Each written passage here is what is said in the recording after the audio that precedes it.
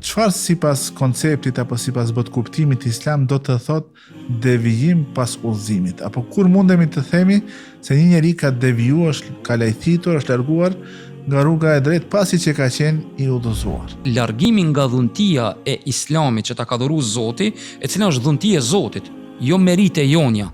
Falënderimi i takon Allahut për këtë mirësi dhe dhunti që na ka dhënë udhëzimin, se po mos na ka udhëzu ai, nuk ka kush na udhëzon. Largimi total, jo i pjesshëm, i islamit është devijim, ndërsa çalimi në ndonjë pjesë, ndonjë segment të islamit, ato nuk janë devijim, po ato janë plagështi momentale. Devijim është ka mundësi që ato me qenë një rrugë rrezikshme, e cila dal ndoshta e arrin atë largimin të plot apo largimin total që e përmendën nga mësimet e islamit. Ajo vazhdimësia në ibadete, në kontinuiteti pas Ramazanit, do të thotë të ato shka i ki bazë. Baza duhet mos po konves të farzat ajo.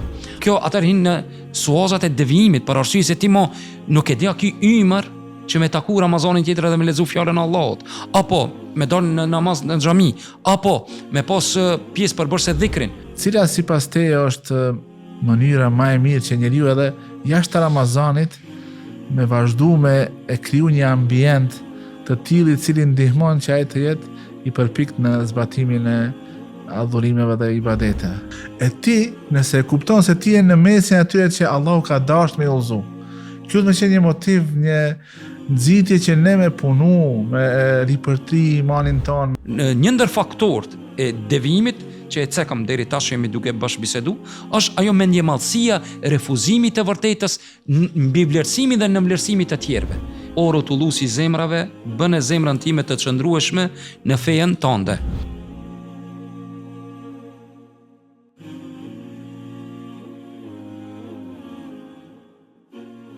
Bismillahirrahmanirrahim. Në emër të Allahut, mëshiruesit, mëshirbërësit. Allahun e falenderojmë mbi pejgamberin ton, salavatet më të përzgjedhura i dërgojmë. Të nderuar shikues, ndjekës të podcastit Mejlis, sonte rikthehemi në formatin e rëndom që e kemi normal të podcastit me bashkëbisedues. Tema për të cilën do të flasim sot edhe sonte është temë e cila ka të bëjë me devijimin pas udhëzimit. Një prej lutjeve që shumë shpesh e ka përsëriti dërguari i Allahut ka qenë o Allah, kërkoj mbrojtje tek ti nga devijimi pas udhëzimit. Ne jemi tash në momentet apo në çastet pas përfundimit të muajit të bekuar të Ramazanit. Dhe ajo që vërehet është një plagështi e cila i ka kapluar besimtarët, të cilët gjatë Ramazanit ishin shumë aktiv dhe shumë treguan për pikmëri në zbatimin e urdhrave ndaj Allahu subhanahu wa taala. A mos vallë kjo është një shenjë devijimit pas udhëzimit apo është një shenjë të një udhëzimit të mangut, një udhëzim i cili nuk i plotson kushtet e udhëzimit të cilat i ka vendosur Allahu subhanahu wa taala. Për të biseduar për këtë temë, mysafir e kemi hoxhën e nderuar Behxhet Efendi Dërnjani, i cili na ka nderuar me prezencën e tij. Hoxhë nderuar, faleminderit shumë që u përgjigje në ftesën tonë. Nasia Shejonja me ardhmë. Allah e shpërblet. Hoxhë nderuar që na nderon edhe të mirë se ardhur. Zoti nderoftë. Ne në sezonin e kaluar e kishim atë formatin me 2 bashkëbisedues, si vjetë zgjodhëm pakës me një bashkëbisedues që të kemë mundësi më tepër të përfitojmë nga dituria dhe nga njohuritë juaja dhe po ashtu këto mesazhe që dëshirojmë t'ua dërgojmë shikuesve të arrijnë vendin e duhur. Allah e nderoft Nasia Shejonja, një ashtu me qenë në këtë hapësirë të juaj që ja ofroni shikuesve dhe besimtarëve, është normal, është një kënaqësi e veçantë me qenë mysafiri juaj, edhe pse mysafirin të cilën e kiftu është ma pak meritor nga Nikoqiri i cili është në këtë mezhlis. Allah i dhash sukses edhe çdo të mirë. Unë mendoj se realiteti tregon diçka tjetër, alhamdulillah. Allah i nderoft. Zoti i shpërblet. Allah shpërblet për modestinë që keni hoxh. Allah i nderoft. Zoti i shpërblet. Hoxhë nderuar, ne e përmendëm hadithin dhe e përmendëm ndoshta më herët se begatia më e madhe që ka njeriu është kur Allahu e udhëzon në Islam. Kur ja bën të mundshme ta kupton se shpëtimi i tij dhe jeta e lumtur e tij është vetëm me islam. Çfarë sipas konceptit apo sipas botkuptimit islam do të thotë devijim pas udhëzimit? Apo kur mundemi të themi se një njeri ka devijuar, ka lajthitur, është larguar nga rruga e drejtë pasi që ka qenë i udhëzuar? Fillimisht bismillah walhamdulillah wassalatu wassalamu ala rasulillah. Shfrytëzoj rastin me falendëruar Allahun te bareke ve teala, mi dërgu salavat e pejgamberit alayhi salatu wassalam. Normal që njeriu, siç e prezantova edhe temën apo bash bisedën që do ta trajtojmë, është një periudhë që pas Ramazanit njeriu ka disa vezvese. U vallë mos kum deviju, u vallë është dobësim, plogështi momentale, apo është një devijim munafiklëk. Realisht definicioni i devijimit është diçka më e madhe se sa plogështia dhe ajo çalimi momental. Që do të thotë devijimi është që quhen dobësi momentale. Po, sikur se i ka ndodhur rasti Handales radhiyallahu anhu, kur siç dihet rasti i tij kur ka shkuar te pejgamberi sallallahu alaihi wasallam dhe ja ka kajt dertin, ka thonë ja Rasulullah, nafaqa Handala, po mendoj që Handala është bu munafik. Edhe këta ja ka prezantuar pejgamberit ton sallallahu alaihi wasallam. Mi po pejgamberi Allahut i ka thonë çka është brenga jote, mërzia jote. Ka thonë ja Rasulullah, kur jam tek ti, imani është niveli më të lartë. Ndërsa kur po të shkojmë te familjarët tonë, te gratë e fëmijët, imani po fillon të zbehet apo të dobësohet. Atëherë pejgamberi sallallahu alaihi wasallam ja ka thonë ilaçën dhe i ka thonë Handale, nuk është ajo shka duke menduar ti, se po të jesi imani vazhdimisht sikur që e keni në kohë kur jeni tek unë, atëri kishin zbrit me laçet, me ju përshëndet, me ju dhon selam. Mi po imoni atë çaste. E normal çastet po sa ato çastet që besimtari i përjeton gjatë Ramazanit nuk do të thotë që është munafiklëk ose është devijim pas udhëzimit. Normal, ajo çka definicioni i devijimit është diçka më e madhe. Ajo është largimi nga dhuntia e Islamit që ta ka dhuruar Zoti, e cila është dhuntia e Zotit, jo merite jonja. Elhamdulillahi alladhi hadana li hadha wama kunna linahtadiya lawla an hadana Allah. Falënderimi i takon Allahut për këtë mirësi dhe dhunti që na ka dhënë udhëzimin, se po mos na ka udhëzu ai, nuk ka kush na udhëzon. Domthonë në këtë formë, në këtë format, nëse e kuptojna definicionin e udhëzimit, atëherë edhe devijimi është rezultat i veprave tona. Kur wa man a'rada an dhikri fa inna lahu ma'ishatan danka. Dhe kush ja kthen udhëzimit të Zotit, për kujtimit të Zotit, shpinën, atij do t'ja mundsojmë Zot na ruaj se rezultati i veprave të tij në jetë të vështirë. Në këtë rast definicionin atë çka e kisha përkufizuar i nderuam është largimi total, jo i pjesshëm, i Islamit është devijim. Ndërsa çalimi në ndonjë pjesë, ndonjë segment të Islamit, shembull e kinala dozën e leximit të Kuranit, e kinal namazet vullnetare, namazin e natës ose diçka tjetër, Përmendjen e Allahut. Normal ato nuk janë devijim, po ato janë plogështi momentale. Devijim është ka mundësi që ato me qenë një rrugë rrezikshme, e cila dal nga dal ndoshta e alin atë largimin të plot apo largimin total që e përmendën nga mësimet e Islamit. Nuk duhet besimtari me qenë pakës i vëmendshëm edhe i kujdesshëm që të mos bën shkak kjo plogështi momentale apo kjo dobësi momentale, që ajo pastaj të shndrohet në një rutinë, e cila rutinë pastaj dal nga dal plotësisht e largon, se subhanallahu kum dëgjuar për shumë raste, edhe lut Allahun që të na mbron edhe të na ruaj udhëzimin që e kemi. Njerëz që dal nga dal kështu duke u zbeh ibadeti i tyre, plotësisht janë larguar nga xhamia, edhe nuk ndin as pak nevojë që të vjen në xhami, thotë unë fal atë shtëpi apo fal në vendin e punës ku jam, por nuk është ai namazi i njëjtë sikur namazi në xhami, se po të ishte i njëjtë, nuk do të ishte nuk e kishte, si thoi keni dietar, nuk i kishte urdhëruar Allahu besimtar që të ndërtojnë xhamit, që të tubohen në xhamie, po të ishte kjo çështja e namazit, sikur se disa e marrin argument. Allah ma ka bërë tërë tokën vend për sejdë edhe për të pastuar. Po, normal, këtë çështja e dozës së nafileve, që mos bëhet rutinë e cila pastaj gradualisht shkon në deficit, në dobësim, normal që kjo është edhe devijimi. E dëgjova frik një sekuencë një hoxhës në Medinë, e tha kështu na. Domthonë në momentet imanore, kur jemi iman, sikur se Ramazani, duhet të shtohen veprat më shumë vullnetare, që kur të largohet nesër ajo momenti imanor, ambienti imanor, sikur se xhamiat janë më të mbushura, namazi natësh bashkarisht dhe kështu me radhë, kur do psohet kjo, mos ndikoj pastaj ato sunetet çka i kiti të vazhdueshme. Si për shembull, e tha një njeri i cili nuk i ka pjesë përbërëse 12 rekatet nafile ditore. Qose nuk i ka ato, atëherë ndodh të lashja e madhe. E çka është ajo të lashja? Sa ai pastaj e ka vetëm farzin. Edhe shejtani mundet me sulmu te farzet. Andaj ajo vazhdimësia në ibadete, në kontinuiteti pas Ramazanit, do të thotë të ato shka i ki bazë. Baza duhet mos po kon vetë te farzet ajo. Domthon një besimtar nuk guxon me bë muhabetin që vallahi sunetet unë i fali vetëm në Ramazan, ose sunetet i fali vetëm kur jam me njerëz në xhami. Edhe kjo pastaj shkon edhe te devijimi, se që potencove edhe ti, largimi nga kontinuiteti që ka thënë pejgamberi sallallahu alaihi wasallam, ahabul amali indallahi adwamuha wa in qall.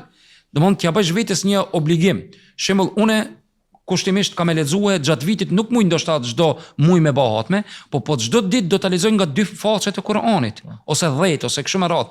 Don ta kish një kontinuitet, ndërsa me bën hatme vetëm në Ramazan, edhe mi thon Kuranit miru pashmi, lam të mirë. E kjo është devijim ajo. Nuk është kjo, nuk është plagoshti, nuk është domethënë, po kjo atëherë hin në suazat e devijimit, për arsye se ti nuk e di a ky ymër që me taku Ramazanin tjetër edhe me lexu fjalën e Allahut, apo me dal në namaz në xhami, apo me pas pjesë përbërëse dhikrin. Tash pa dosh me zot shumë, veç specifik si shembull, kur pejgamberi sallallahu alaihi wasallam erdhi Hazreti Fatimi radhiyallahu anha dhe i kërkoi pejgamberit sallallahu alaihi wasallam shërptor. Ngjarja e njohur, e çka i tha nuk kam, në kur erdhi mbrëmja, shkoi dhe i takoi në shtrat Hazreti Ali dhe Fatime radhiyallahu anhuma, ju tha atyre nuk pata mundësi mi u gjet juve një shërptor. Mirë po, ju porosis që ta thoni para se me ronë gjumë 33, subhanallah 33, elhamdulillah 34 herë Allahu Akbar. Thot Aliu radhiyallahu anhu, asnjëherë nuk i kam lënë më. Derisa ai i cili e dëgjoi Aliun që duke transmetuar, tha as në ditën e Safinit, kur ishte një fitnë në mes muslimanëve dhe Muavijës dhe Alijës, tha as në atë betejë, në atë ngjarje nuk e kilon, tha vallahi as atë nat nuk e kam lënë. Domthon kanë qenë të përkushtuar në bazat. Andaj unë mendoj që muslimani duhet me mnu disa baza. Unë namazi me xhamat, unë sunetet që janë domthon rawatib, që janë të domosdoshme me një të rregullta, nuk duhet me lënën. Domthon mundet me ndodhe keni një obligim, je student, je në fakultet, je në punë, je në angazhim, mirë po në ditën e rëndom tonën. Unë dëgjoj ezanin dhe çndroj në obor të xhamisë, apo çndroj në shtëpi dhe nuk i fali sunet, kjo do të thotë që ti je në sinjalet e deficitit dhe dobësimit. Alarmi është ndezur që ti je në zonë të rrezikshme. Kazallka e kerit është e kuqja, rezervë kira. Po të shku ka e verdha derisa të shkon te kuqja, po për fatkeqin.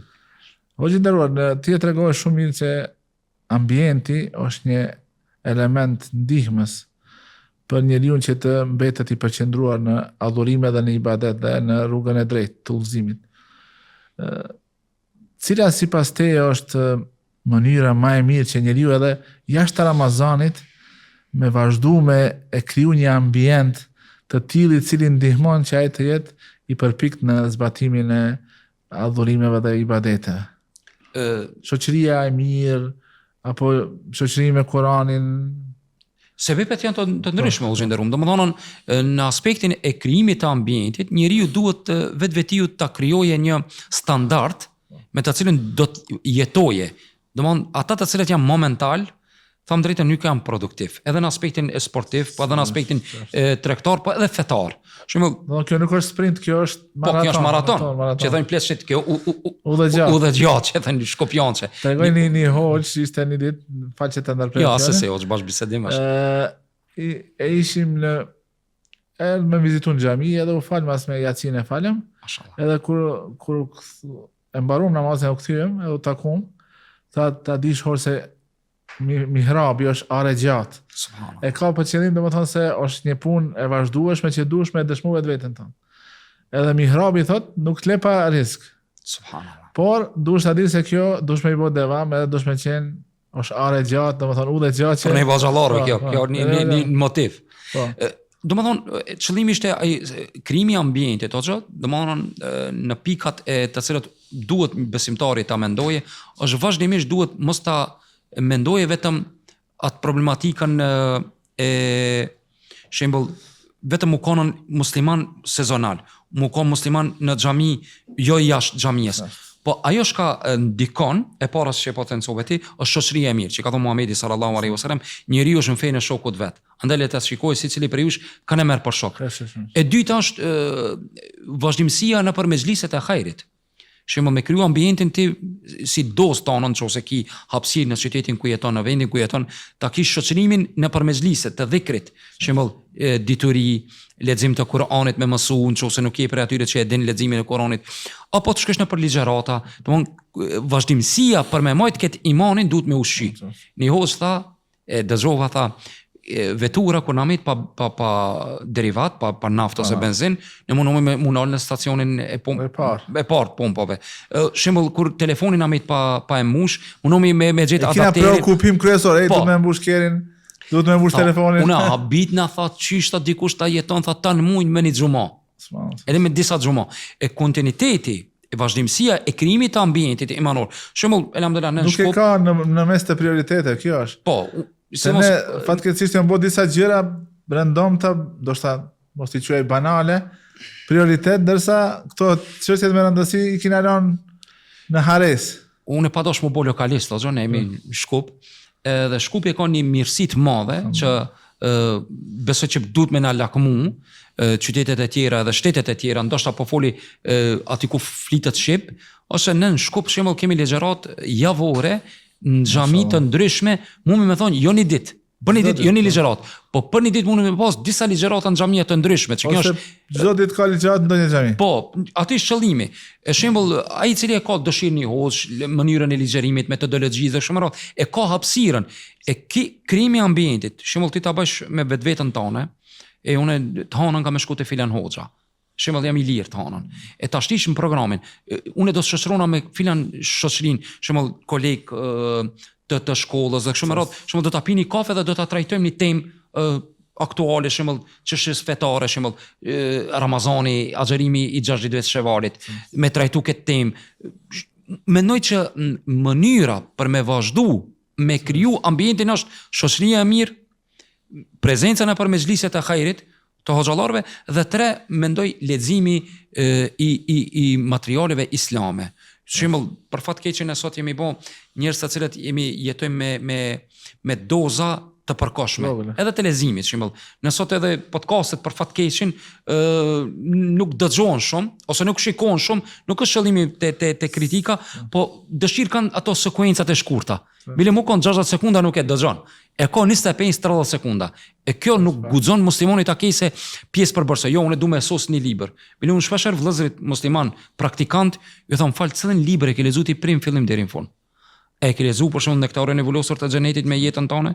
E ke lexuar Nektarin Riyadus Salihinin jetën tonë apo 40 hadithe të Imam Nevovit? A ke lexuar ndonjë libër bazat edhe esenca e fesë mbi besimin? Shembull, shakil edhe negacionet besimit islam. Po shka ki lexuar ti me trajtu diçka që unë jam bazament të fesë. E menoj që këto hoxha me kriju një ambient të leximit, të shoqërisë dhe ambient të mezhliseve, këto janë faktorë të cilët ndihmojnë në rrugtimin e qëndrueshmërisë edhe pas Ramazanit derisa ta takojnë Allahun te bareke që është ajeti kuranor, wa'bud rabbaka hatta ya'tika al-yaqin, dhe adhuroja Allahun derisa të vere takimi dhe vdekja me Allah, vdekja dhe takimi me Allahun te bareke ve taala. Bedisimi i besimtarëve për atë se sa begati e madhe është udhëzimi, po ashtu duhet me qenë pjesë e këtij planifikimit të vazhdojë ai ambienti imanor, sepse unë po e shoh disi njerëzit nuk janë të vetëdijshëm. Ti shumë mirë cek ajetin ku Allahu thotë wa ma kunna linahtadiya lawla an hadana Allah. Ne po të mos ishte udhëzimi i Allahut, ne nuk do të kishim udhëzuar vetën, ose ajeti tjetër ku Allahu xhashanu i drejtohet Muhamedit sallallahu alaihi wasallam dhe thotë inna la tahdi man ahbabta. Ti nuk ke mundësi ta udhëzosh dikë që që dëshiron, por Allahu është ai i cili udhëzon. Walakin Allah yahdi man yasha. Allahu udhëzon kë do.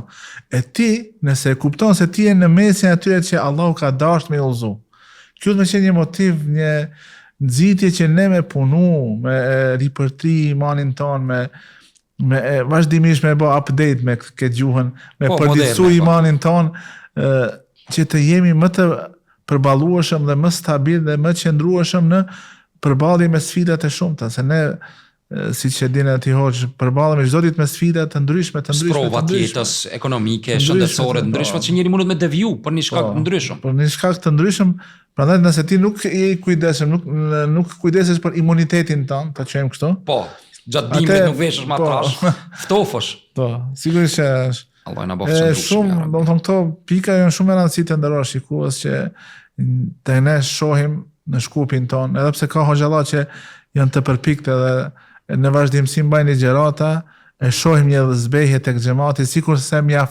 mjaftohem me ato derse në YouTube kemi miliona derse edhe i shikojmë.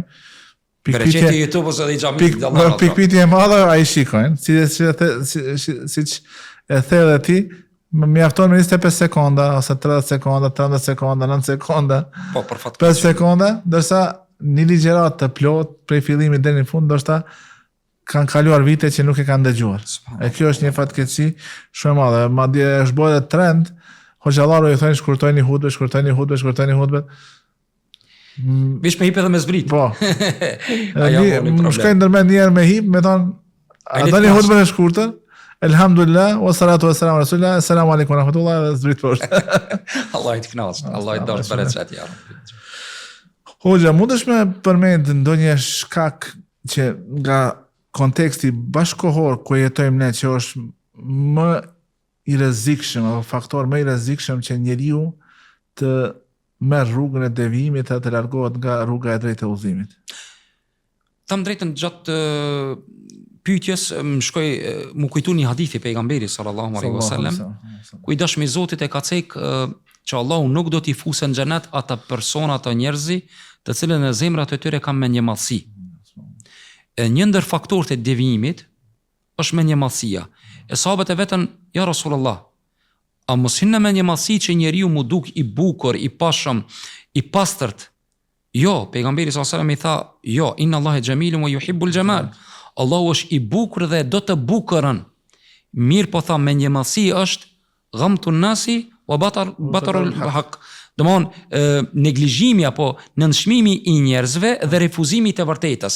Që do të thotë, mendoj, Allahu e di më së miri, shpeshherë tek njerëzit një ndër shkaqet e devijimit janë këto dy faktorë, që janë pjesë e menjëmallësisë. Faktori i parë është nënshmimi të tjerëve, apo unë jam më i mirë se ai. Krahasohet besimi i madh. O gjë kum po dhe krahasimin kur e bëjmë, ne e bëjmë me njerëzit e dopt. Nuk e bëjmë me njerëzit shembull që kanë ndash iman, ndash diçka tjetër, me njerëzit më të lartë se ne. Shembull, isha duke ligjëruar gjatë Ramazanit, duke trajtu rrëfime nga suneti i pejgamberit sallallahu alajhi wasallam, që i ka rrëfi ngjarjet e pejgamberit sallallahu alajhi wasallam. Edhe gjatë trajtimit e thash xhamatit kështu ne nuk kemi duke garu vetëm me sahabët për xhennet. Garimi është me gjenerata halomat përpara, me popullin e Ben Israilve, me njerëzit e cilët e kanë shoqëruar Hazreti Isa, domthon, ti me çato i duke garuar në xhennet. Këshirë sakrificën e tyre. Andaj edhe një ndër shkaqet e devijimit tek njerëzit janë dy faktorë të cilët i potencohet hadithi i lart përmendur. Shembull e para është nënshmimi i të tjerëve dhe krahasimi që unë jam më i mirë se të tjerët, dhe e dyta refuzimi të vërtetës. Refuzimi të vërtetës, kur i vjen argumenti dikujna, e refuzon. Pse e refuzon? Ti kemi me ma të regu mu të vërtetana, po kush je mërë ti? Edhe mbivlerëson veten dhe i nënvlerëson të tjerët. Në këtë kontekst, mendjemallësia hoxha është një dukuri që ka njerë njeriu nuk e vëren. Këta e tham edhe të kolegët tonë hoxhallar. Shembull, kur kthehet një student i ri, ndoshta ka potencial. Këta në tjesë vetë kritik për vetveten dhe për të tjerët. Shembull, kur kthehet një student i ri, hoxh i ri, shembull, sikurse në vetdijen ton, pa vetdijen ton, ne i bëjmë antireklam, duke munu, duke largu ata nga fusha e davetit. Ka dalë se ne jemi këto, vetë pëlqim. Vetë pëlqim në atë aspektin që ne jemi të aftë me tregu të vërtetën. E duke në mlerësu ata, hajtë se ka kote, hajtë se kime pati kur të vishte të ne që jeta e lip vetën. Prit një 5 vjetë, po, vetëm dush me po dush më bo khadim, do thonë Po, jo, shërbëtor, pastaj do ta shohim se mendoj që devijimi në shtresën e përgjithshme, jo vetëm edhe te njerëzit e dijes, ndodh ose kur mbi vlerësimi vetvetes, në vlerësimi të tjerëve dhe me një mallësie e tepruar në dije. Shembull, nuk e pranon dijen nga të tjerët. Andaj ky fenomen jemi duke vërejt të njerëzit, nuk e dëgjon as për me as për ti, po kanë e kiti referenca, ban me ditë. E kam unë një hoç që ma ka dhoni fetva. Po cili është ai hoç? Së ne kallzoj. Edhe kjo enigm formon pastaj tek ai që ai me trillu, me formu devijimin në petkun e udhëzimit. Shembull, ndash te sot që po shohna në ngjarje të ndryshme që ndodhin devijimet, shembull edhe në sferën e fejas, shembull te rukje ban devion. Pse e ka një enigma ai? E kam një hoç që ma ka dhoni fetvone, lejo që ta me bo. Cili është ai hoç? Cilat janë argumentet, cilat janë referencat aty. Shpesh ato e marrin ndoshta një lehtësim, pastaj e zgjerojnë aplikimin e atij lehtësimi. Njoni tha si lastik e keni bën, kur po doni pe ngushtoni, kur po doni pe zgjeroni. Allah na përmirëson. Disa përmirëson. ditë folsha me shehun Khalid El Hibshi. Po. Edhe tregoi një rast për një rukjegji i cili ka qenë fillimisht nxënësi i tij, por tash ishte zgjeruar dhe kishte filluar me i ftu edhe disa sihirbaz me bo rukje. Do thonë, kjo piknisjen e ka tek ajo që njeriu vazhdimisht do të mos me largu vetveten nga dituria, nga referenca, nga dietarët, të cilët të ndihmojnë që ti të mbesesh Në ato shinat mbi rrugën e të parë. Ishte një libër që e ka shkruar Sheikh Abdul Qadir Arnauti. Me mbet në rrugën e të parëve ton, nevojitet patjetër me pas referencën Kur'an, sunet, autentike, po, do të thonë që bazohet në Kur'an, sunet edhe lidhshmëri të drejtë për së drejtë me hoxhallar. Te ne fatkeqësisht këtë që e thave ti, çka e thave ti, kur fillon ajo mendjemallësia, na jep sikur na jep neve të drejtë që ne të bëjmë kombinime. Kjo fetva i ka, këtë fetva e kemi këtë fetva këtu, kjo është pak më e lehtë, këtë më lehtësimi do ta marr prej këtu. Kjo është pak më e ashpër, do ta largojmë për momentin. Për veti e bëjmë ashtu si na përshtatet neve. E gjejmë ne. E gjetë, sikur isha duke biseduar dje me disa njerëz për punën e kamatës. Ne dimi se kamata është një shumë mëkat i madh, dhe njerëzit fatkeqësisht Një sfidë e madhe, edhe është sfidë e madhe, edhe shumë njerëz i kanë dhënë vetveten së drejtë me bë lehtësime në këtë çështje. Unë thoj ke ama hoxha nuk më jep kurkush, unë e kam patjetër. Edhe tha e morën fetvan te një hoxhë si në perëndim ka leju që me marr kredi për me rregullu çështjen banesore, do të thonë të banimit. Po thash, ju nuk e keni lexuar fetva. Sa ajo fetva është për momente të jashtëzakonshme dhe nuk lejohet me atë fetva me marr për bazë për me blerë një pallat, e cila i ka 4 dhoma gjumit, i ka po sa për me 5-6 sallona, apo i ka 4-5 garazha, edhe me i blet 3-4 vetura. Nuk kështu e keni bo, do më thonë, nuk merr një kredi për shkak të çështjeve elementare apo zarure që janë çështje emergjente, po e keni zgjeru edhe në çështjet e luksit. Çështjet e luksit. Marr kredi me blen një iPhone ma 3, marr kredi me blen një vetur. Po zon, këtë kontekst kur e ceke, më pëlqeti ajo pika ku dasha të bash ndorhin. Hapësira e me gjet aty ku të fles zemra, domthon. Ku të komenon ti e pranon. Bile në këtë aspekt edhe me një mallësia është shumë më rëndësi se ti nuk do mu duk i diskriminuar në aspektin shoqëror. Unë du një shtëpi më të mirë, një kerr më të mirë, një telefon më të mirë, gjithçka, edhe ti pastaj e refuzon të vërtetën, se ti do me çndru. Në këtë rast ishte shumë interesant në kohën e Hazreti Omerit radhiyallahu anhu, vjen një njeri i cili kishte pranuar Islamin, kishte pasur mbret tek arabët, fisin Ghassan, mos gabofsha, edhe vjen dhe duke kryer haxhin, gjatë tavafit, si zakonisht që është ajo kallaballëki, ajo rëmuja që ndodh ndonjëherë, gjatë haxhit e paska shty një rob. Një rob e paska shty këtë njeriu nga fisi Ghassan që paska qenë mbret. Edhe në formë revolte vendos ki robi që ta hakmirët, mirë po shkon te prisi muslimanëve te Omeri radhiyallahu anhu dhe i kërkon dhe i thotë ja Omar, ki njeri më lëndoi gjatë tavafit. Omeri radhiyallahu anhu në shet drejtësie vendos që këta ta ndëshkoje, edhe çish dihet ashtu si është bodami, kthehet në të njëjtën formë. Omeri e thirr atë personin dhe i thotë ti e ke bë këtë po, ai e pohon dhe po. Thotë ki njeri thotë morë hak ndaj me, një njeri i zi edhe rob, pasi pas ka qenë një njeri jo me peshë në shoqëri, Thot Omeri, po, për arsye se Islami është i drejtë. Ç'është? E ki njëri thot, am lejon deri në mbrëmje të mendoj që ta marr hakin, ta mirësh hakin prej meje. Pas ka prit mbrëmjen, ki njëri, edhe pas ka shku, pas ka hik, pas ka largu nga Mekja, edhe pas ka shku te Romakët, në shej, domthon nuk ka mujt me pranu që dikush me atë nivel shoqëror i ulët. Është i barabart me ta. Po, e shka ka ndodhur, ka deviju. E shka ka qenë shkak i devijimit është mos pranimi i të vërtetës edhe i barazisë dhe i drejtësisë. Andaj shumë njerëz një ndër faktorët e devijimit që e cekam deri tash jemi duke bashkëbisedu, është ajo mendjemallësia, refuzimi i të vërtetës, mbi vlerësimi dhe në vlerësimi të tjerëve. E ki shembull, Hazreti Omeri radhiyallahu anhu e bën të dukshme që shumë njerëz është e dukshme që njerëzit ndonjëherë duke rrit standardin e jetës nuk do më ul. E kur nuk do më ul, nuk lip alternativë të halallit. Lip vetëm ta arrijë qëllimin e tij, ta arrijë shembull standardin e jetës, ta arrijë të duket i dukshëm me vetur, me telefon dhe kështu me radhë. Allah na bof të çndrueshëm fenë e tij ya Rabbi. Hoxhi nderuar, ti përmende mbi vlerësimin e vetvetes. A është të mundshme që një njeri i cili ka pas njohuri të thella, të thella e vnoj në thojze, që me deviju. Pasi që ka mësu mirë, e ka mësu është thelluar në mësimin e Kuranit, në mësimin e sunetit të pejgamberit e sa, edhe për një herë del, sikur të para disa ditë lexojsha për një ta quaj dietar, s'është dietar, i devijuar i cili fillimisht ka filluar me mohu sunetin, dërsa tash ka arrit në shkallë që edhe Kurani thot kush na e ka sjell, na e kanë sjell ashabët nuk janë besnik për me na sjell Kuranin, edhe ka filluar të shpreh dyshime edhe ndaj librit të Allahut subhanahu wa taala. Këta njerëz a janë vërtet të thelluar në njohuri apo bëhet fjalë për njerëz të cilët vetëm shtiren si dietar, shtiren se janë në nivelin e dietarëve, ndërsa mbrapa fshehin shumë ndoshta qëllime jo të mira, qëllime ta themi të prishta, destruktive. Hoxha, mbi këtë, kur ndalemi edhe lexojmë nga historia islame, po edhe vetë Kurani që na i cek disa shembuj, sikur se Belam ibn Baura, i cili ka qenë një njeri i ditur te Beni Israilet, mirë po e ka josh dunjaja.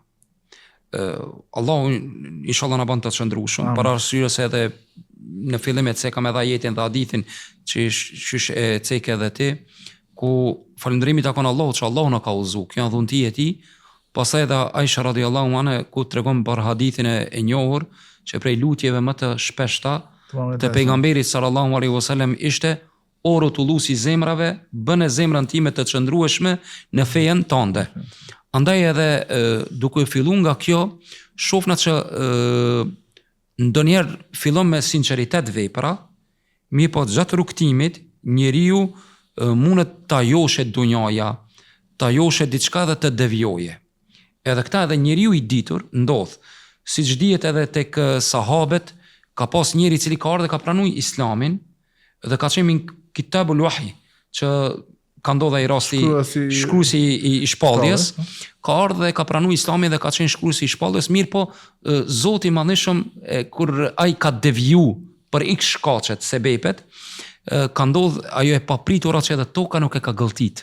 Nuk e ka pranuar me varros, dhe si gjithë ngjarje e njohur është.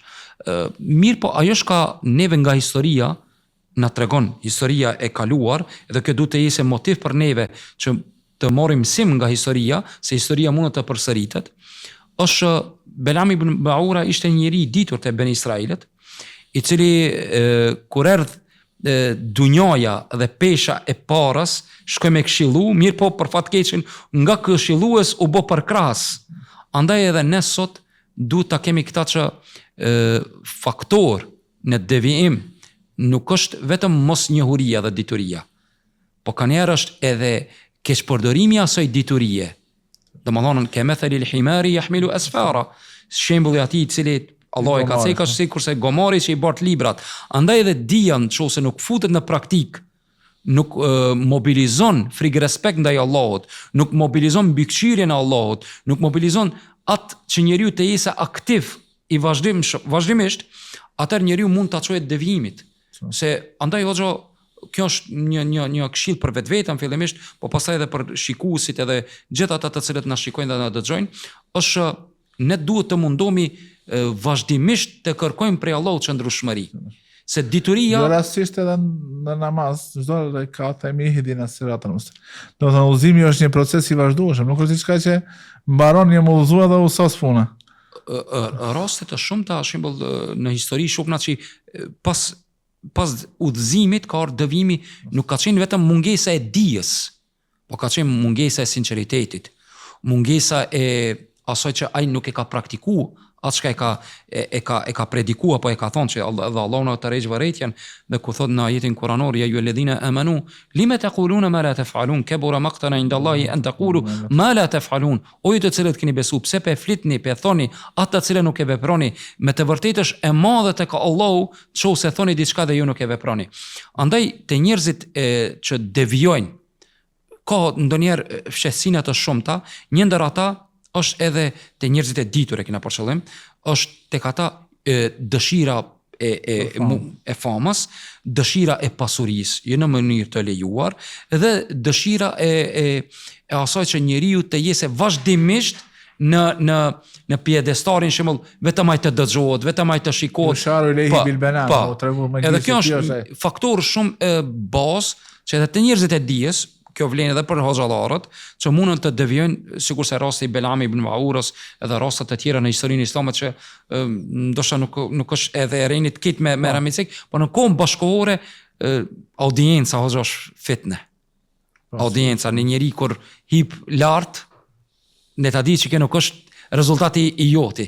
Unë shpeshherë i tham edhe shokëve hoxhallarëve, po flas edhe me xhamatin. Kanë herë kur hip në kursi ose në hutbe, dinë që jeni duke folën, Allahu jo që ti je shumë i ditur edhe orator, po kanë herë Allahu nuk e le mu nënçmu venin ku ki pse ti je është me beri Resulullahit. Domthon kanë herë oratoria jote nuk është që ti je shumë i pashëm, po Allahu jep bereqet që mos nënçmohet ai vend. Andaj edhe devimi vjen kur ti ki vetë pëlqim për ata. Unë i lezu shumë, unë i di shumë, aqër audience ku marit, klikimet, shikimet e videove të mia. Kur fillon dikush me mendu kështu, kjo është fillimi i një, domethënë, situatet që besimtarit asnjë nuk e gëzon. Nëse ne fillojmë edhe bëhemi roba po sklever të shikimeve, klikimeve, sa herë është bërë share, atëre vetëm se ka filluar shejtani me hap derën edhe me deportu drejt punës tonë edhe me e devalvu me e humb vlerën asaj që po, atër nuk ka edhe bereqet ata që ne e bëjmë.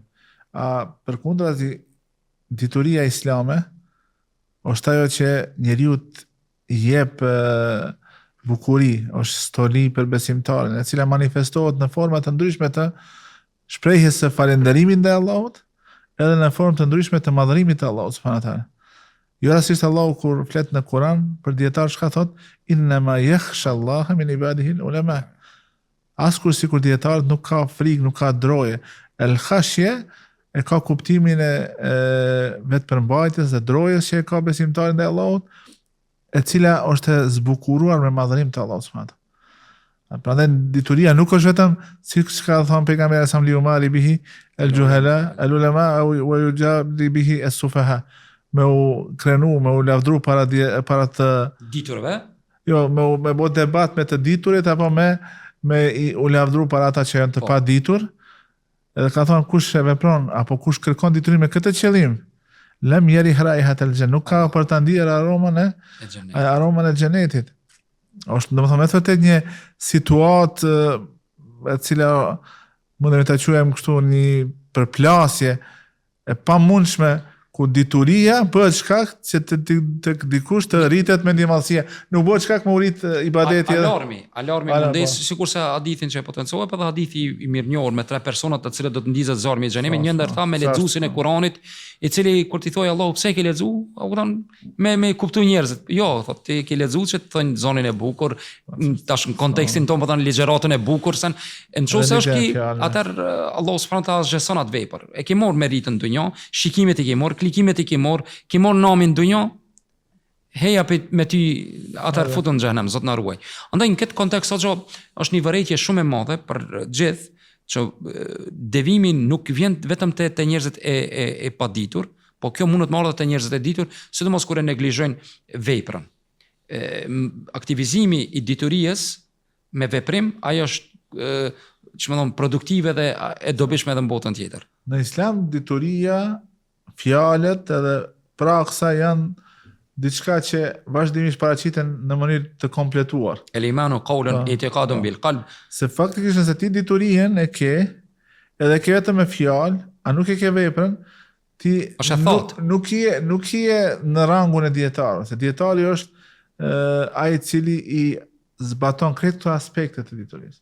Vazhdon të kërkojë dituri, vazhdon të studion, vazhdon që ta përhap diturinë, vazhdon që të aplikon diturinë në jetën e tij të përditshme. Sepse vetëm kështu ka mundësi që të ruhet kjo dituri që e ka. Pa devotshmëri nuk ka rezultate, nuk jep fryt. Se devotshmëria është fryti kryesor i diturisë. Allah na boftë. Allah kur thot kur flet për besimin, sikur detyrën e parë që ka çdo njeri, thot fa'lam, dije se nuk ka zot tjetër, domethënë baza e besimit yt në tjetë besimin në Allahun subhanahu wa taala. Allah na boftë ti, ja Rab. Hoxhi nderuar, edhe një pyetje edhe dal nga dal do ta përmbyllem se kemi vendosur pak as me shkurtu këto emisione duke u përgjigj kërkesave të shikuesve që i shohin se shumë të gjata. Ta provojmë tash me këto më të shkurta, ndoshta do të ketë më tepër. Ne sinqeritet e bëresat edhe këto minuta që i kemi. Alhamdulillah. Realiteti i sotëm që e shikojmë, a është një rezultat i mos kujdesit ndaj detyrave fetare që i kemi. Ne dëgjojmë çdo ditë se muslimanët janë të shtypur, ka shumë lufta në vendet e muslimanëve, mëkatet kanë filluar me të madhe më përhap, mos respekti brenda familjes, ndërprerje të lidhjeve familjare, është një situatë me të vërtetë e cila nuk e gëzon besimtarin. A thua vallë ka mundësi këtë ta lidhi me disa shkaqe fetare, pungesës të përkushtimit në adhurime, apo është kjo rezultat i ndonjë faktori tjetër? Normal, çdo rezultat i shoqërisë që në aspektin negativ ka dhe ato sebepet të cilët kanë ardhur, ato faktorë të cilët kanë ardhur deri te kjo situatë ku gjendemi. E normal që Allah subhanahu wa taala kur i tregon edhe për betejën e luftën e Uhudit, dhalike bima kesebet eidikum. Çka ka bën si rezultat i veprave të juaja. Pastaj kemi edhe rastet të tjera ku Allah subhanahu wa taala nuk i ndëshkon njerëzit përpos se kur ata veprojnë vepra të liga.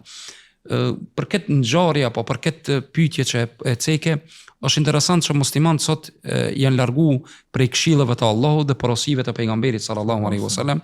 Andaj pejgamberi sallallahu alaihi wasallam kur e ceki që do t'ju vërsulen, që shtova edhe ti vet, jemi duke kaluar si ummet një situatë pak të vështirë, do t'ju vërsulen juve ummetet, ashtu popujt, ashtu siç i vërsulen pijatës, njerëzit e unta apo insektet. Edhe në këtë rast kur i vërsulen të sahabët, ja Rasulullah, a jemi pak ne me numër? Jo, tha, nuk jeni pak me numër, ju do t'jeni shumë. Mirë, po nuk do t'jeni, tash unë po tham, nuk do t'jeni produktiv, do t'jeni me numër shumë sikur se shkume e detit. Nuk do t'keni as pak vlerë. As pak vlerë, edhe Allah do t'ja çojë ju e vehenin. Thanë, shka veheni, ja Rasulullah? Tha, el-wahnu, tha, me dashuru jetën e kësaj bote dhe me urrejt vdekjen. E kjo kur besimtarët nuk e kuptojnë që vdekja është një realitet i pashmangshëm, atëherë duhet mu përgatit. Kur vjen sezona, besimtari përgatitet për vdekjen. Tregtari përgatitet për sezonën, studenti për provimin. E mendoj që një ndër defektet që ne si ummet jemi në këtë situatë të pa gëzueshme, të pa lakmueshme, të pa dëshirueshme, është shkaku i situatës ku muslimanët nuk janë të unifikum dhe nuk janë të bashkum. E pse vjen kjo? Kjo vjen normal si shkak i devimeve metodologjike, ideologjike, devimeve ku edhe fetare, parapja harameve. Andaj pejgamberi sallallahu alaihi wasallam shka prej porosive të cilët ja u la sahabeve, tha, nuk kam frikë që ju do të lëshoni fejen, mi por kam frikë që ju do të garoni për këtë dunjë dhe do të mbytni njëri tjetrin. Andaj tha, bereqeti dhe mëshira Allahut është në unitet, duke u bashku. Ol firqatu adhab, ndërsa përçarja është azab dhe dënim, dhe kjo muslimanët sot kur të shohna nga këndi jon sot, muslimanët jemi duke hik për këtë faktor, për këtë shkak, për arsye se nuk jemi të unifikuar edhe në metodologji edhe në mënyrën e zgjidhjes së problemeve shoqërore. Në mënyrë se si e vlerësojmë dunjan. Fatkeqësisht, diçka që është kalimtare, ne më shumë e vlerësojmë, më shumë japim mund për këtë që është kalimtare, dim se edhe kemi pa shenja të shumta që Allah për një moment mund me shkatru. Tërmetet, vërshimet, vulkanet, shembull tornadot. Para disa muajve ishte në Amerikë tornado e cila pothuajse shkatoi një qytet. Po. I shohim këto njerëzit prapë më tepër lidhen me këtë që është e përkohshme, kalimtare, edhe harojnë ata që është e përhershme. E kjo nga buron nga ajo që njerëzit akoma nuk e kanë të qartë konceptin e dunjas dhe konceptin e ahiretit. Po të dy botra të cilët ekzistojnë dhe do të janë. Dhe shpesh na akuzojnë ju vazhdimisht e përmendni vdekjen, pse mos me jetu në këtë dunja. Askush nuk e ndalon jetën e këtë dunja me u kënaq me mirësitë e kësaj që Allah i ka lejuar.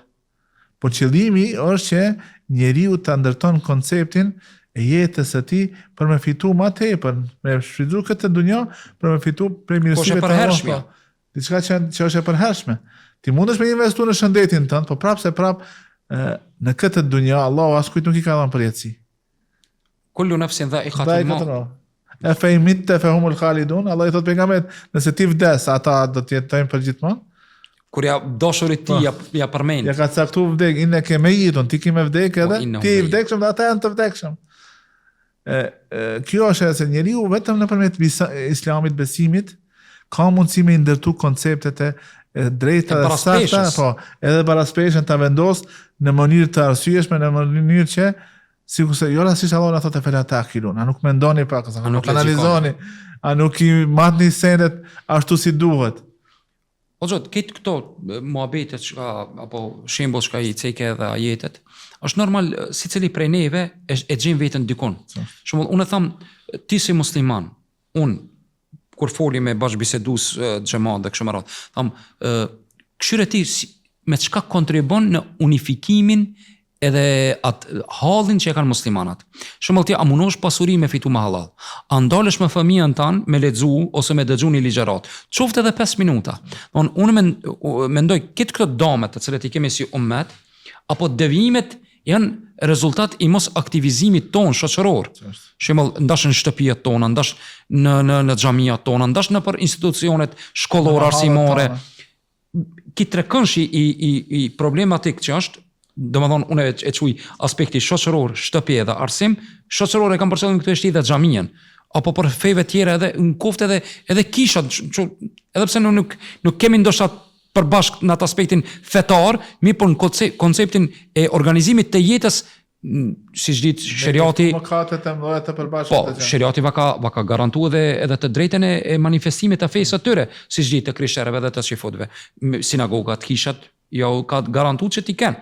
Mi po, në këtë kontekst, kur dështon shoqëria në aspektin familjar, në aspektin arsimor dhe në aspektin shoqëror, që këtu e shti xhamien edhe të tjerat, atëherë do të thotë që ne jemi në një krizë të madhe, e cila duhet të mobilizohemi. Edhe devijimet vijnë pastaj edhe dënimet e Allahut subhanahu wa taala. Edhe kur devion prindi nuk e vet e vllazën e tij nga e ka fitu pasurinë, pikan shkë telefon, vajzën me vet, djalin me vet, pikan kjo vetur, pikan kjo shtëpi, pikan kjo mall, pikan kjo pasuri. Ne duhet ta vesim pastaj pasojat kur të vinë në jetë të ndryshme, janë si rezultati i veprave tona.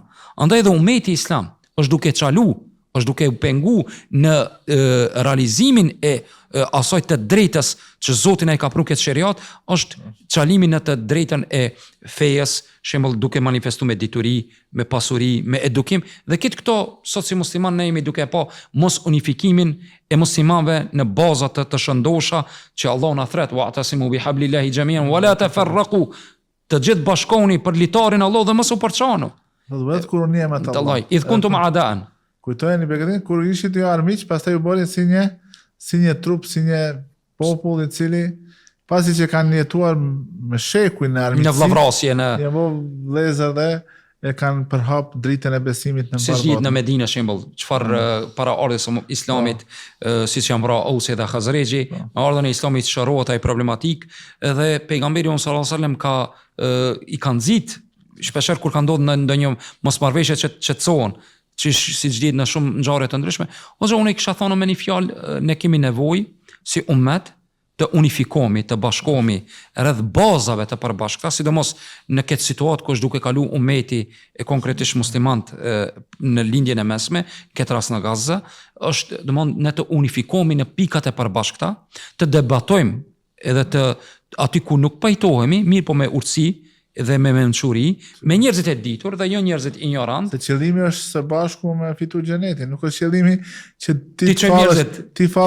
ti të shpallësh fitimtar, ai të shpallat humbës. Allah na Qëllimi është e bashkë që të arrim tek e vërteta. Kjo është qëllimi. Imam Shafii përmend këtë çdo herë. Qëllimi i atij që debaton duhet të qenë ty dy paret me arritë tek e vërteta. Jo me triumfu vetvetja. Jo vetëm me triumfu unë apo me fitu unë, por me arritë së bashku tek e vërteta. Allah na boft aty ya Rabbi. Amin inshallah. Allah i nderoftë. Hoxhë nderoj është kënaqësi që ju Kënaqësia patëm dhe ishte sonte. imja. Shpresoj që inshallah shikuesit tonë do të përfitojnë nga ky emision ku e trajtuam realitetin e devijimit pas udhëzimit, e treguam cilat janë shkaqet që na ndihmojnë që të mbetemi në ambientin imanor që na e ruan udhëzimin, po ashtu edhe ambienti imanor që na mundson që ta konceptojmë në mënyrë të drejtë këtë botë, ta vendosim atë baraspeshë që e përmendet ju, edhe lutem Allahun që t'i bashkon muslimanët rreth të vërtetës, t'i bën që të janë populli udhëheqës në periudhën që vjen, ashtu siç kanë qenë edhe gjatë shekujve të shumt ku muslimanët kanë qenë dominues në botë. Allah i nderoftë, Hoxhë nderuar, ishte kënaqësi me që musafiri. Allah shpëlet. Allah i nderoftë. Të ndarë shikues, ky ishte podcasti ynë për këtë javë. Shihemi javën tjetër me bashkëbisedues tjetër dhe me tema të ndryshme. Assalamu alaikum wa rahmatullah.